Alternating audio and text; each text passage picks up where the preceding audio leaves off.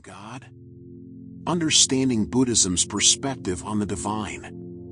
Buddhism is fundamentally distinct from many Western religious traditions, particularly in its stance on the concept of God. Unlike monotheistic religions such as Christianity, Islam, or Judaism, which center around a singular, all-powerful deity responsible for creation and moral judgment, Buddhism follows a different philosophical approach. Instead of attributing existence to a supreme creator, Buddhist teachings emphasize self-empowerment, personal enlightenment, and the intricate workings of karma. Rather than seeking divine intervention, Buddhist practice revolves around self-realization, mindfulness, and ethical living as a means to attain liberation from suffering. While Buddhist scriptures mention deities and celestial beings, these entities are not considered omnipotent or responsible for the ultimate fate of human beings. Instead, they are subject to the same cyclical nature of existence, birth, death, and rebirth, just like all other sentient beings. To better understand Buddhism's perspective on the divine, let's delve deeper into its core tenets and how they relate to the question of God's existence. One of the most defining aspects of Buddhism is its rejection of a singular, omniscient, and omnipotent creator God. The Buddha never claimed to be a divine prophet, nor did he encourage worship of a supreme deity. Instead, he focused on teaching a practical path to liberation based on ethical conduct, mental discipline, and wisdom. One of the most intriguing aspects of the Buddha's teachings is his deliberate silence on the question of God's existence. Unlike many religious leaders who sought to define divinity or present a doctrine about the ultimate creator, the Buddha chose not to engage in metaphysical debates about a supreme being.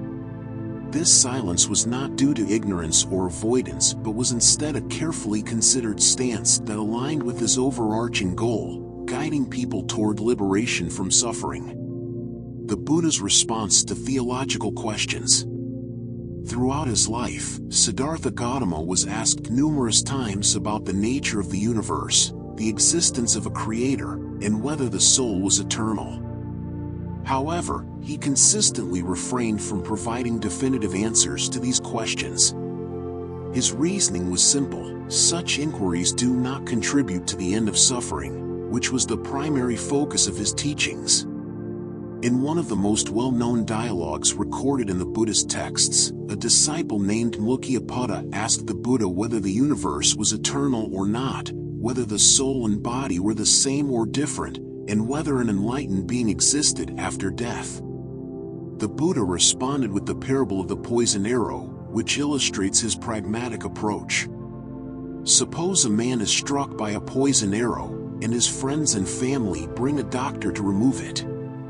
Imagine that before allowing the doctor to treat him, the wounded man insists on knowing who shot the arrow, what caste the archer belonged to, what kind of bow was used, and the exact composition of the arrow's poison. If he waits to have these questions answered, he will die before he receives any treatment. The Buddha explained that speculating about the universe's origin or the nature of divinity was like refusing medical treatment until all irrelevant questions were answered. Instead, he urged his followers to focus on the immediate and practical concern: liberation from suffering.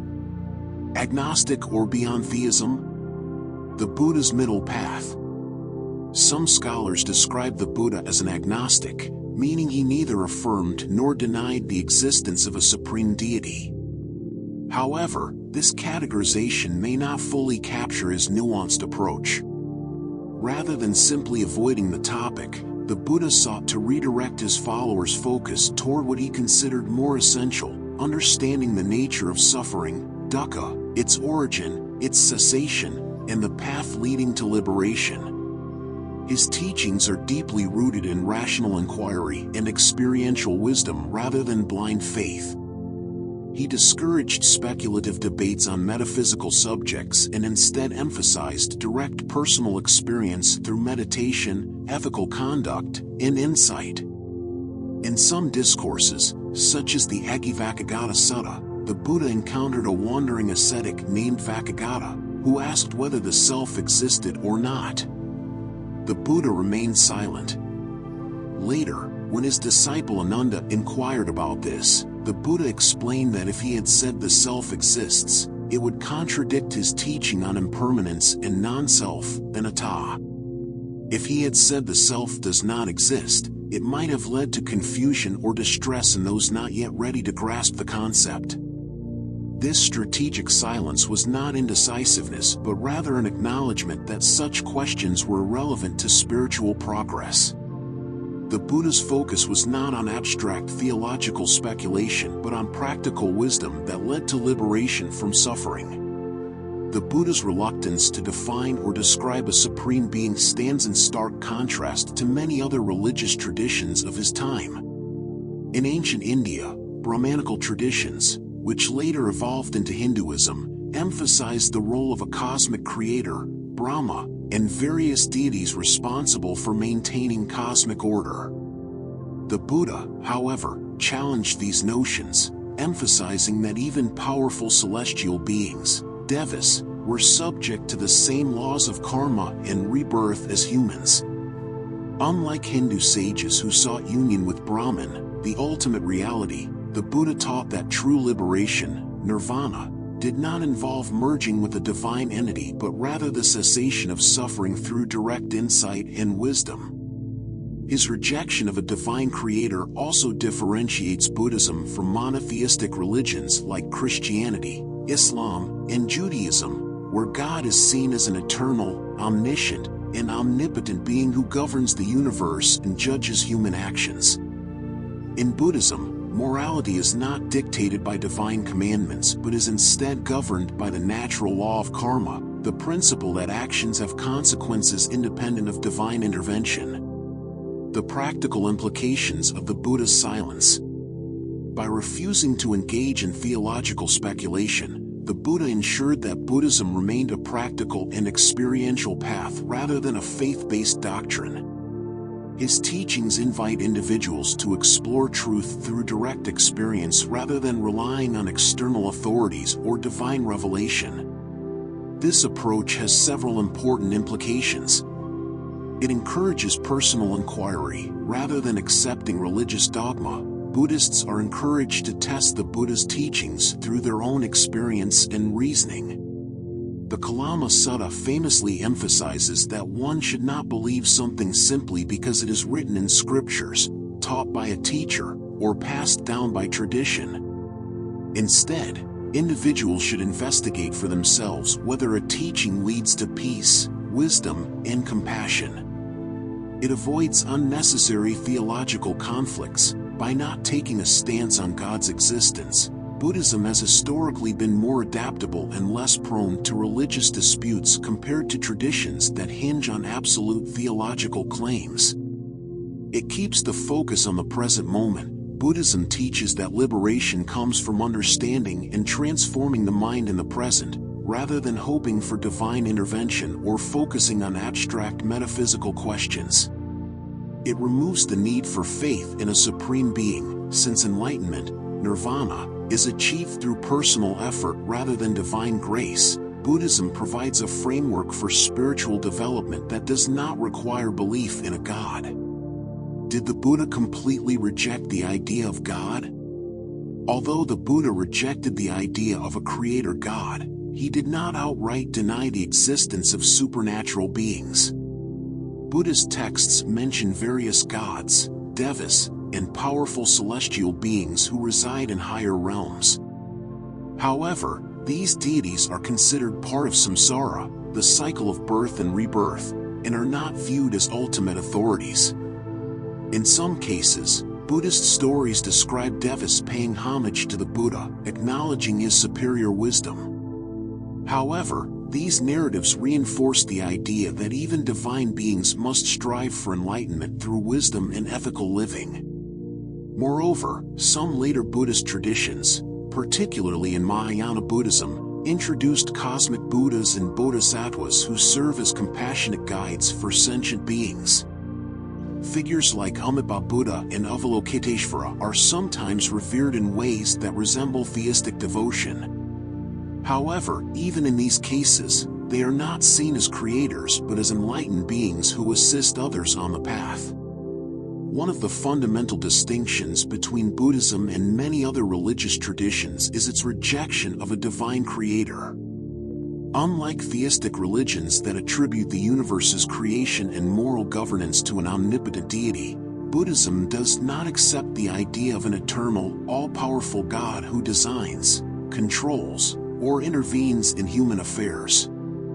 Instead, Buddhism explains existence through natural laws, cause and effect, karma, and the concept of dependent origination. This perspective is deeply rooted in the Buddhist teachings, which emphasize personal responsibility, impermanence, and the absence of a permanent, controlling divine being. To fully grasp why Buddhism does not embrace the idea of a creator God, it is essential to explore its philosophical foundations, scriptural references, and the logical reasoning behind this rejection. At the core of Buddhist philosophy is the doctrine of dependent origination, Paccekasamuppada.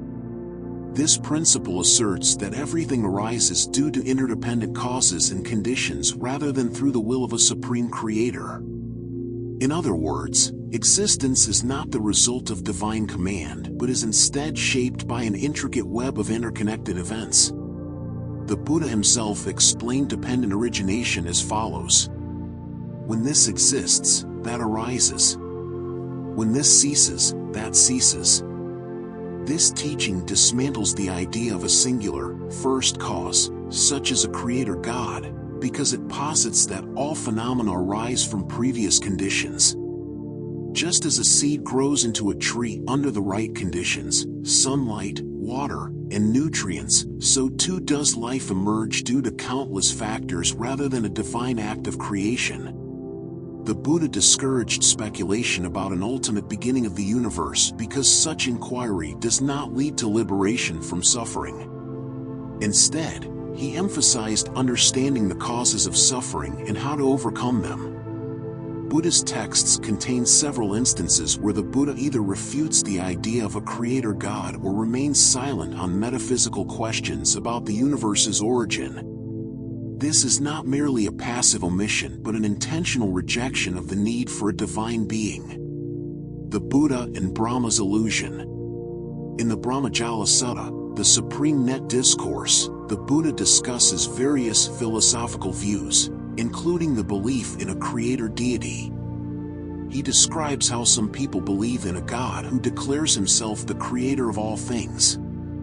However, the Buddha explains that such beings are merely deluded celestial entities, such as Brahma, who falsely believe themselves to be the ultimate cause of the universe. In Buddhist cosmology, Brahma is a powerful deity who exists in higher celestial realms. However, he is still subject to impermanence and rebirth, meaning he is not eternal, omniscient, or the true creator. The Buddha describes how, after experiencing multiple cycles of rebirth, a being in the Brahma realm might forget their past existences and mistakenly assume that they have always existed. This leads them to believe that they are the supreme creator, even though they are simply part of samsara, the cycle of birth and death. By explaining the illusory belief of divine creators, the Buddha effectively undermines the concept of an eternal God as an ultimate authority. The Agavakagata Sutta, the Buddha and the Eternalist Debate. In the Agavakagata Sutta, the Buddha is approached by a wandering ascetic named Vakagata, who asks whether the universe is eternal, finite, or infinite, and whether there is a supreme creator. The Buddha refuses to answer, explaining that such speculation does not lead to enlightenment or the cessation of suffering. Instead of engaging in metaphysical debates, the Buddha redirects the focus toward practical wisdom, understanding impermanence, suffering, and the path to liberation. This approach is a hallmark of Buddhist thought, which prioritizes direct experience over theological speculation. Beyond scriptural references, Buddhism offers several philosophical and logical reasons why a supreme creator is unnecessary. If a creator God exists, one might ask, who created God? If God is self-existing and eternal, then why not apply the same reasoning to the universe itself? The concept of dependent origination eliminates the need for a first cause by explaining that existence is a continuous cycle of arising and ceasing, without requiring an external divine force. Buddhism places great emphasis on the reality of suffering, dukkha. If an all-powerful, all-loving God created the universe, why does suffering exist? Why do natural disasters, diseases, and injustices occur? In contrast, Buddhism explains suffering through karma and natural causes, rather than attributing it to divine will. If a creator God controls human destiny, then free will would be meaningless. Buddhism asserts that individuals are responsible for their own karma and actions. If a deity were to determine human fate, it would contradict the moral principle that actions have natural consequences. Buddhism encourages rational inquiry and personal experience over blind faith. Since there is no empirical evidence for a supreme creator, Buddhism does not rely on divine explanations. Instead, it focuses on understanding the mind, ethical conduct, and direct realization through meditation. The absence of a supreme deity in Buddhism leads to several unique perspectives compared to theistic religions. Moral responsibility lies with the individual. Without a divine judge, morality is not dictated by commandments but is instead based on karma, the natural law of cause and effect. Ethical conduct is guided by wisdom and compassion, rather than fear of divine punishment. Salvation is a personal journey. In many religions, salvation is granted through faith in God or divine grace. In Buddhism, enlightenment, nirvana, is attained through personal effort, meditation, and ethical living. No need for divine worship. Since there is no omnipotent deity, Buddhism does not emphasize prayer for divine intervention. Instead, it focuses on mindfulness, meditation, and self-transformation. A practical and experiential approach. Buddhism does not rely on dogmatic beliefs but instead encourages individuals to explore reality through direct experience and meditation. The Buddha famously said, "Do not believe something simply because it is said by a teacher. Examine it for yourself." Conclusion: a path without a creator, but not without meaning. Buddhism's rejection of a divine creator is not a rejection of spirituality, but rather an affirmation of personal responsibility, natural law, and self-discovery. The Buddha's teachings offer a rational and experiential approach to understanding life, emphasizing that liberation comes not from divine grace but from one's own actions and insight. Rather than relying on a supreme being to explain existence, Buddhism provides a self-sufficient framework rooted in cause and effect, dependent origination, and the transformative power of wisdom. This perspective shifts the focus from worship and faith in an external deity to inner realization, ethical conduct, and mental cultivation, offering a path that is practical, accessible, and deeply transformative. While Buddhism does not recognize a supreme creator deity, it does not entirely dismiss the existence of divine or celestial beings. Buddhist scriptures contain numerous references to devas, gods, brahmas, higher celestial beings, and bodhisattvas, enlightened beings who delay their own nirvana to help others. However, their role in Buddhism is fundamentally different from that of gods in theistic religions. Unlike the omnipotent and omniscient God of monotheistic traditions, Buddhist deities are not eternal, all-powerful, or central to human liberation. Instead, they are seen as beings who, like humans, are trapped in the cycle of samsara, birth, death, and rebirth, and are governed by the law of karma. Their existence is conditioned by their past actions, and they too will eventually experience decline and rebirth in other realms. To understand the place of deities in Buddhism, we need to explore their nature, the different types of divine beings in Buddhist cosmology, and their interaction with human beings. Buddhism describes a vast and complex cosmological system with multiple realms of existence, where deities reside in celestial domains. These realms are not permanent abodes but temporary states of existence, determined by an individual's karma. The Buddhist universe is traditionally divided into three primary realms: Triloka or Trilokia. The sensual realm, Kamaloka, the world of sense desires, which includes humans, animals, hungry ghosts, hell beings, and some lower devas.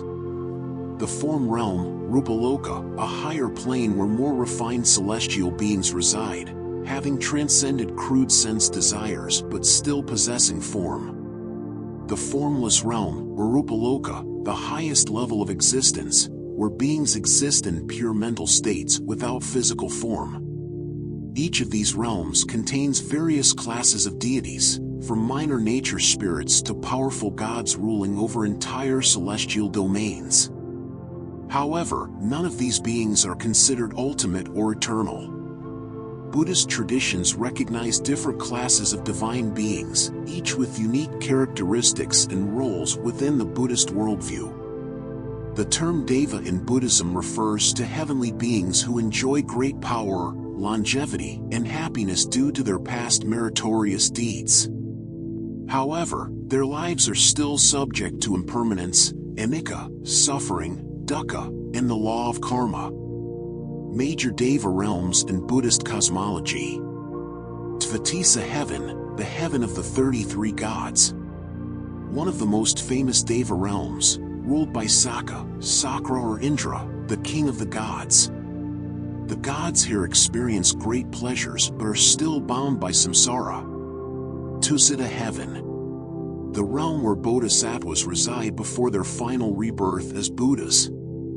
According to Buddhist tradition, Maitreya, the future Buddha, currently dwells in Tusita and will one day be reborn to teach the Dharma. Brahma realms. Brahmas are higher celestial beings who have cultivated deep meditative states but are still not fully enlightened. Some Brahmas mistakenly believe they are supreme beings due to their vast powers and longevity. Despite their superior existence, devas are not considered enlightened, nor do they possess the ability to grant salvation. Since their lives are filled with pleasures, they often lack the urgency to seek liberation, making their spiritual progress slow. Brahmas are more advanced than ordinary devas, often associated with deep meditative absorption, dhyana. Unlike the more indulgent gods of Tvetisa, Brahmas are often depicted as serene, wise beings who meditate in blissful states. The Baka Brahma incident, found in Buddhist scriptures, illustrates how even these exalted beings can be deluded. A Brahma named Baka believed himself to be eternal and omnipotent. The Buddha, through his wisdom, revealed to him the impermanence of all existence, even the lofty states of celestial beings. This story reinforces the idea that even divine realms are not the ultimate goal. Only enlightenment, Nirvana, is truly permanent and free from suffering. Buddhism also recognizes a variety of spiritual beings associated with nature, guardian spirits, and mystical entities. These include yakas, yakshas, sometimes depicted as protectors, sometimes as mischievous spirits. Nagas, serpentine beings associated with water, wisdom, and power. Gandharvas, celestial musicians in Buddhist mythology. Maras, evil spirits that try to distract practitioners from the path to enlightenment. Mara is also the name of the demon who attempted to prevent the Buddha from attaining enlightenment. These beings, though sometimes worshipped in certain Buddhist cultures, do not play a central role in the path to liberation. Instead, they are part of the broader Buddhist cosmology, illustrating the diversity of existence in samsara. In some Buddhist traditions, especially in Mahayana and Vajrayana Buddhism, practitioners may engage in devotional rituals that resemble theistic worship. However, these practices are fundamentally different from the worship of a supreme god in monotheistic religions. Deities in Buddhism are not seen as creators or ultimate saviors.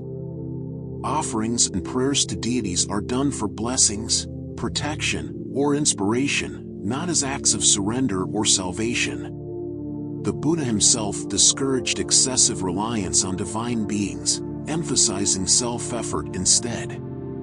For example, in some Buddhist cultures, people make offerings to Avalokiteshvara, Guanyin, Kitagarbha, or various bodhisattvas, not because they believe these figures are gods, but because they represent ideal virtues like compassion, wisdom, and protection. Although deities are not central to enlightenment, Buddhist texts describe some gods as guardians of the Buddha's teachings, Dharma. For example, Sakka, Indra, and Brahma are often depicted as protectors of Buddhism, who urged the Buddha to teach after his enlightenment. For heavenly kings, Kata Maharaja, powerful deities who were believed to protect Buddhist practitioners. Dharmapalas, Dharma protectors, found especially in Tibetan Buddhism, these fierce deities are seen as defenders of the Buddhist path. These beings are respected as symbols of protection and guidance, but they are not the ultimate refuge. Only wisdom and ethical practice lead to liberation. One of the most defining aspects of Buddhism is its emphasis on self-effort as the primary means of attaining enlightenment. Unlike theistic religions, which often teach that salvation is granted through divine grace or faith in a supreme being, Buddhism asserts that each individual is responsible for their own spiritual progress. The Buddha himself did not claim to be a god or a savior, but rather a guide who showed the way to liberation through wisdom, ethical conduct, and meditation. The path to enlightenment, Nirvana, is not dependent on external forces or supernatural intervention, but rather on an individual's own effort, discipline, and understanding of reality. This principle is central to all Buddhist traditions and is reflected in various teachings, including the Four Noble Truths, the Noble Eightfold Path, and the doctrine of karma. To fully grasp the importance of self-effort in Buddhism, we need to explore the foundational teachings of the Buddha, the rejection of divine salvation, and the practical application of self-discipline in Buddhist practice. Before his passing, the Buddha gave his disciples one of his most profound teachings. Be a light unto yourself. Rely on yourself, and not on external forces. This statement encapsulates the core Buddhist belief that enlightenment must be achieved through personal effort and inner transformation. The Buddha's role was not to save people through divine power, but to teach them the path to liberation, which each individual must walk for themselves. This is further reinforced in the Dhammapada, one of the most respected Buddhist scriptures, where the Buddha states, "By oneself alone is evil done, by oneself is one defiled. By oneself alone is evil avoided, by oneself is one purified." Purity and impurity depend on oneself. No one can purify another. This passage makes it clear that one's spiritual progress is entirely in their own hands. Unlike religions where divine forgiveness or grace can absolve sins, Buddhism teaches that individuals must take responsibility for their actions and work toward their own purification. At the heart of Buddhist philosophy lies the Four Noble Truths, which serve as a guide to understanding suffering and the path to liberation. These truths emphasize self-effort as the key to overcoming suffering. Dukkha, the truth of suffering life, is inherently marked by suffering, dissatisfaction, and impermanence. Samudaya, the cause of suffering. Suffering arises due to craving, attachment, and ignorance. Nirodha, the end of suffering. By eliminating desire and ignorance, suffering can cease. Magga, the path to the end of suffering. The way to liberation is through the Noble Eightfold Path, a set of practices that cultivate wisdom, ethical conduct, and mental discipline.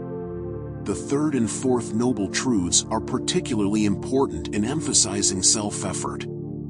The Buddha does not suggest that suffering is eliminated through divine intervention or prayer, but rather through individual realization and effort. Each person must develop the insight and discipline needed to overcome their own suffering. The Buddha provided a structured path to enlightenment known as the Noble Eightfold Path, which consists of 8 interconnected principles that cultivate wisdom, ethical behavior, and mental discipline. Wisdom, panna, cultivating right understanding and right thought. Right view, samadhi, developing a correct understanding of reality, including the principles of impermanence, suffering, and non-self. Right intention, sammasakappa, cultivating intentions based on compassion, non-attachment, and ethical resolve.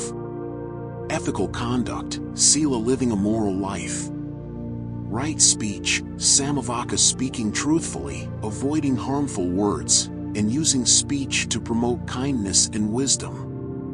Right action, samakamanta, engaging in ethical behavior by refraining from killing, stealing, and harmful conduct. Right livelihood, samajiva, earning a living in a way that aligns with Buddhist ethics, avoiding professions that harm others. Mental discipline, samadhi, mastering the mind. Right effort, samavayama, diligently cultivating wholesome thoughts and eliminating negative mental states. Right mindfulness, samasati, practicing full awareness of thoughts, emotions, and actions in daily life. Right concentration, samasamadhi, developing deep meditative focus to achieve insight and mental clarity.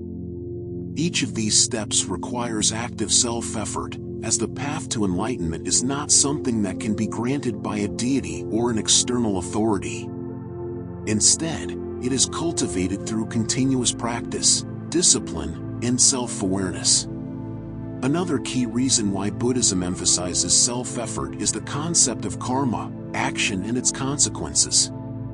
Unlike theistic traditions where a god rewards or punishes individuals, Buddhism teaches that each person's actions create their own future experiences. The Buddha stated, "All beings are owners of their karma, heirs to their karma, born of their karma, related to their karma, abide supported by their karma. Whatever karma they shall do, whether good or evil, of that they shall be the heirs." This means that our actions, good or bad, shape our destiny, and no external deity can alter the results of our choices. If one wishes to attain happiness and liberation, they must cultivate virtuous actions and purify their mind through their own effort. One of the most powerful tools for self-effort in Buddhism is meditation, bhavana. Meditation is not an act of devotion to a deity but a practice of self-transformation that allows one to develop deep insight and awareness. Two main types of meditation help cultivate enlightenment. Samatha, calmness meditation, develops deep concentration and mental stability. Vipassana, insight meditation, cultivates wisdom and direct realization of impermanence, suffering, and non-self. Through meditation, practitioners gain first-hand insight into reality, rather than relying on religious dogma or divine revelation. This makes enlightenment a deeply personal achievement, earned through disciplined practice rather than external blessings. In Mahayana Buddhism, the ideal of the Bodhisattva further reinforces the emphasis on self-effort. A Bodhisattva is a being who, through their own dedication and discipline, reaches the brink of enlightenment but chooses to remain in the world to help others attain liberation. This highlights two key aspects of self-effort. Personal enlightenment requires personal struggle. A bodhisattva must cultivate their own wisdom and discipline.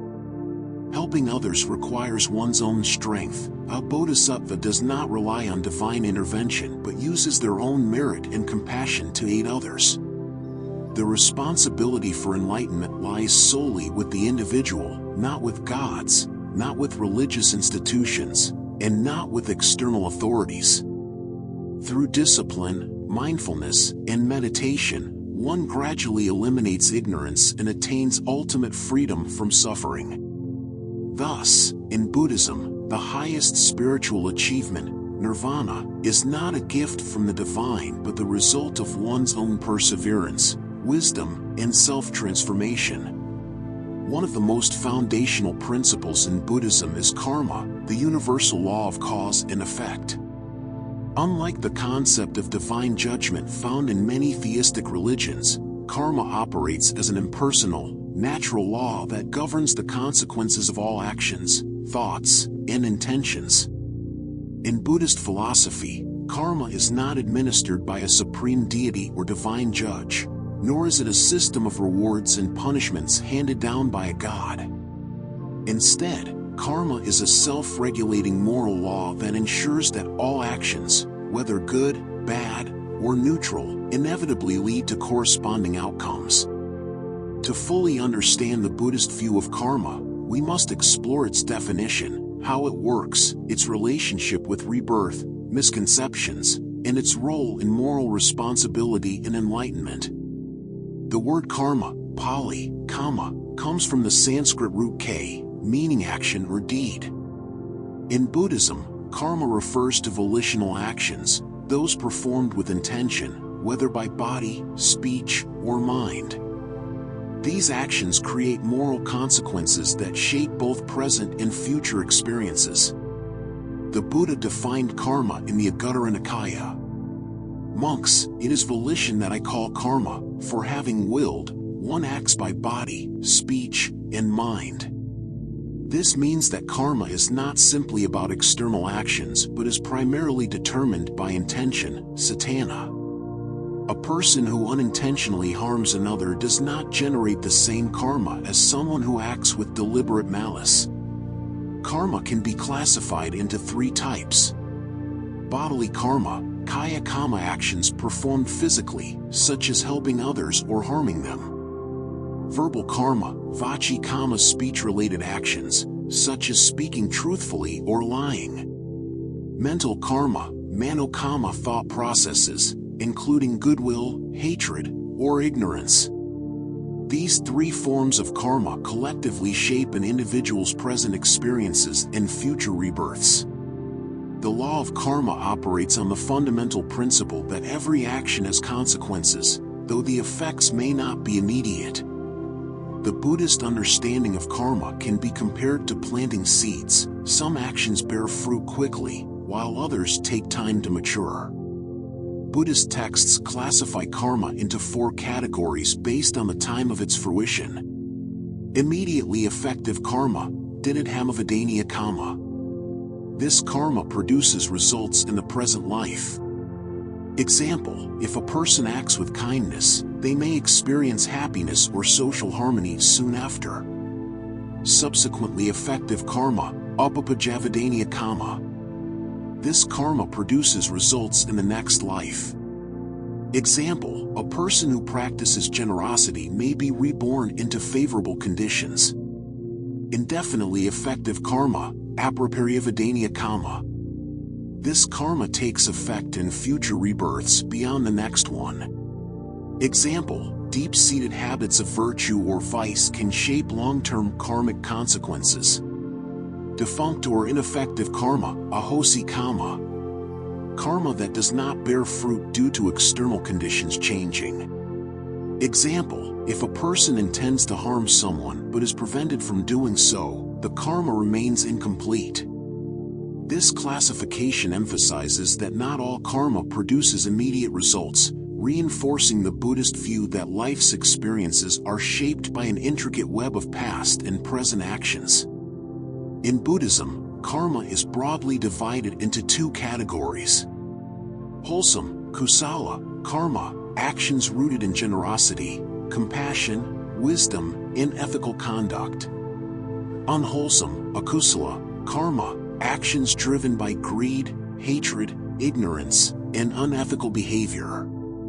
The quality of one's intentions is the key determinant of karma's moral weight. For example, a person who helps others out of genuine compassion accumulates positive karma. A person who donates to charity only for personal fame accumulates less positive karma, as their intention is self-serving. A person who harms others out of hatred accumulates negative karma, which will bring suffering in the future. Buddhism teaches that we are constantly creating karma through our thoughts, words, and deeds, making us the architects of our own destiny. In Buddhist cosmology, karma is the force that drives the cycle of samsara, birth, death, and rebirth. When a person dies, their accumulated karma determines their next existence. This is not a process of divine judgment, but rather a natural law of moral causation. If a person has generated predominantly wholesome karma, they may be reborn in a more favorable realm. If their actions have been unwholesome, they may experience suffering in a lower realm. Buddhist cosmology describes 6 realms into which beings may be reborn, depending on their karma. Heavenly realms, Devaloka blissful existences where beings enjoy long lifespans and pleasure due to their past merits. However, they are not enlightened and will eventually be reborn. Demigod realm, Asura-loka, a realm of powerful but jealous beings who experience constant conflict. Human realm, Manusaloka, the most desirable realm for spiritual progress, as humans experience both joy and suffering, making enlightenment possible. Animal realm, Tirayajayani-loka, a realm of instinct-driven existence, where beings have limited awareness and endure suffering. Hungry ghost realm, Prataloka, a state of constant craving and unfulfilled desires, symbolizing extreme attachment. Hell realms, Narakaloka, realms of intense suffering caused by severe negative karma. These states are not eternal, as karma eventually leads to rebirth elsewhere. Because rebirth is determined solely by karma, individuals are responsible for their own spiritual evolution. Some people mistakenly believe that karma means one's fate is predetermined. In reality, Buddhism teaches that karma is dynamic and can be changed through present actions. For example, even if a person has accumulated negative karma in the past, they can counteract it through ethical behavior, mindfulness, and wisdom. Another misconception is that karma works like instant punishment or reward. However, karmic results unfold over lifetimes, not always in a predictable or immediate manner. In Buddhism, karma is not a system of punishment by a god or external force. It is simply a natural law of cause and effect, much like gravity. Understanding karma encourages people to live ethically, mindfully, and responsibly. Since every action has consequences, one's happiness and suffering are shaped by their own choices. In the pursuit of enlightenment, Buddhists cultivate good karma through generosity, dana, selfless giving and kindness; ethical conduct, sila, avoiding harmful actions such as killing, stealing, and lying; mental discipline, bhavana, meditation and mindfulness to purify the mind. Ultimately, the highest goal is to transcend karma altogether by attaining nirvana, where one is no longer bound by the cycle of rebirth. Buddhism stands apart from many other world religions in its approach to the concept of God. It does not posit a creator deity, nor does it encourage reliance on divine intervention for salvation. Instead, it teaches a philosophy of self-empowerment, ethical living, and mental cultivation, placing the responsibility for enlightenment squarely on the individual. While Buddhist traditions acknowledge deities and celestial beings, these entities are not regarded as ultimate creators or judges. Instead, the fundamental law of karma governs the consequences of one's actions, making divine oversight unnecessary.